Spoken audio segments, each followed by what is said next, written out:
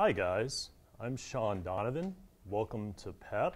Today we've got a great program for you guys. We're going to be talking about attitude, control, and sorry, it's just not me. Hang on, let me do it. Start over.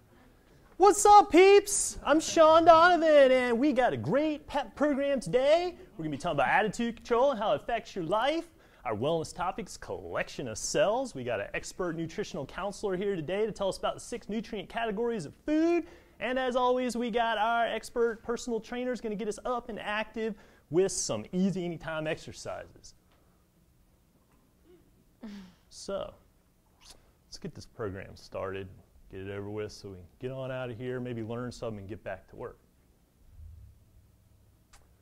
The point of my antics, guys, it's not what you say, but how you say it that matters sometimes. Up to 90% of our communication is nonverbal. How we carry ourselves, our body language, our facial expressions, our hand gestures relay a lot more than the words we're actually trying to say sometimes. Would you agree? Yes or yes? Yes. Indeed. So, we are going to explore today the power of attitude and how it relates to communication. Because typically we wear our attitudes on our faces. And our attitudes, we mean to say something, but it comes across completely differently. I'll give you a couple of examples here. Now, what if somebody relayed some really somber news to you, but did it in a very positive tone? You might mistake it for sarcasm. For instance, Deborah Ann Lee, how are you doing today? I'm sorry, we're going to have to fire you because you really stink at your job. You've never hit your quota, and you know, well, nobody likes you. How about a hug? Just kidding, I'm picking on Deborah Ann Lee. She is awesome at her job, and everybody likes her. But the point is, the way you relay information sometimes doesn't quite come out with the body language the way we expect it to. Another example, great positive news. I'm going to do it in a very angry tone. Mark, congratulations on the birth of your new child. It's going to make an excellent addition to your family. Really happy and excited for you, and wish you all the love and health and success. Congratulations. See? See how it comes across a little bit different? Words are powerful, right? But we don't always convey what we mean to say. So are you more likely to believe the words that are coming out of somebody's mouth or the actions? Here we go. I didn't eat the last cookie in the cookie jar. No way. So we tend to pick up on those body languages, and it's very truth-telling, more so than the words. Our motivational quote today is one of my favorites. It's from the great coach from Notre Dame, Lou Holtz. And he basically said that life is 10% what happens to you and 90% how you react to it, right? I mean, think about all the different situations that happen to us on a daily basis. It's our reactions to these circumstances that make us who we are, that make us good at the things that we're good at or weak in our weaknesses. So, powerful quote, and this is going to be our segue into our personal development section. Attitude. Attitude comes from what? It comes from our thoughts. And our thoughts are based on our perception of things. And as we've said earlier in the program, our thoughts really control everything that happens in our body. Physiologically, if we think about a delicious meal, what happens?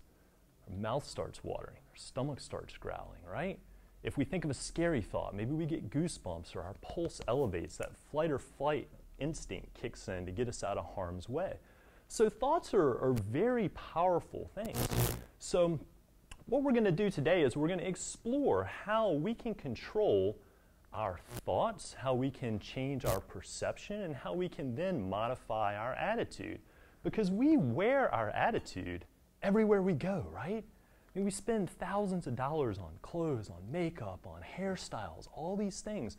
But we often forget that the most important thing that we wear is right here on our face.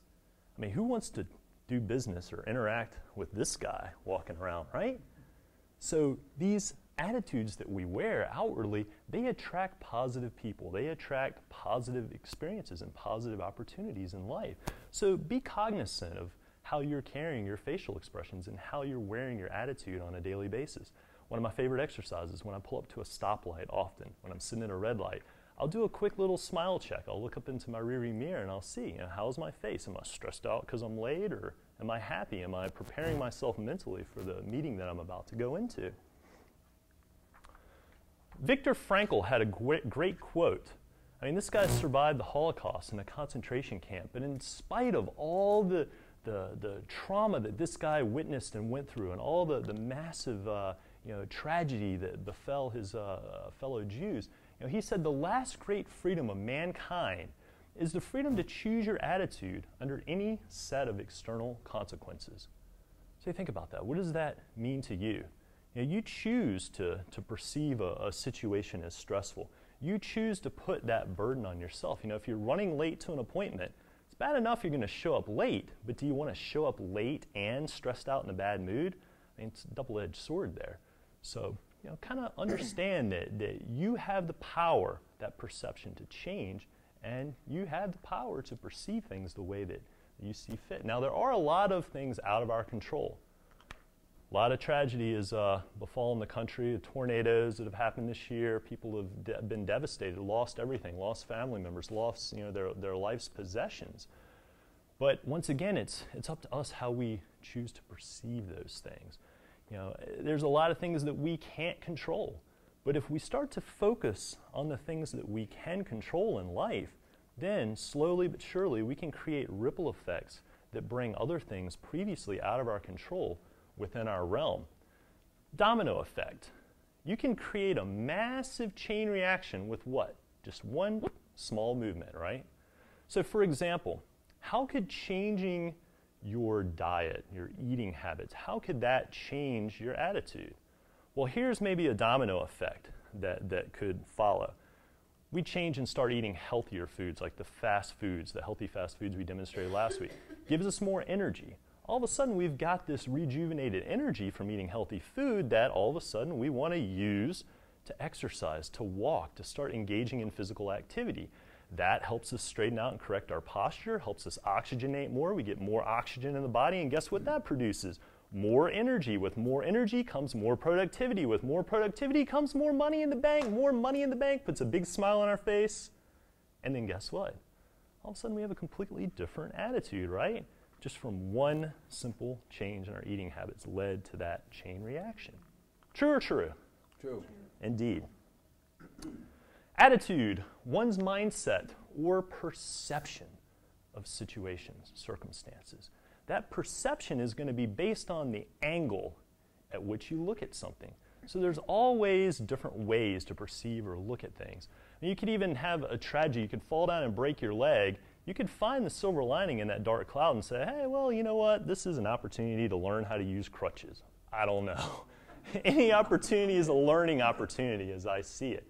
But let's do a quick exercise here in perception. All right, first instinct is to take off running if you were to come onto that in the woods, or even just seeing a picture of that could instill fear in us, right? I mean, this certainly looks like it could be an angry mama bear protecting her cubs, ready to, rip somebody's head off, right? But what if it was just a big, cute, cuddly teddy bear that just awoke from a long winter's hibernation and was yawning? Possible, right? Depends on the circumstances, how you look at it. Here we go, here's a good one. Big guy looking in the mirror, seeing a very fit guy. I think some of us are often guilty of that, and I think that perception could probably be flipped 180 for a lot of women. Tend to see the opposite of that. Nonetheless, it's our perception, it's how we're seeing ourselves. The glass. Is this glass half empty?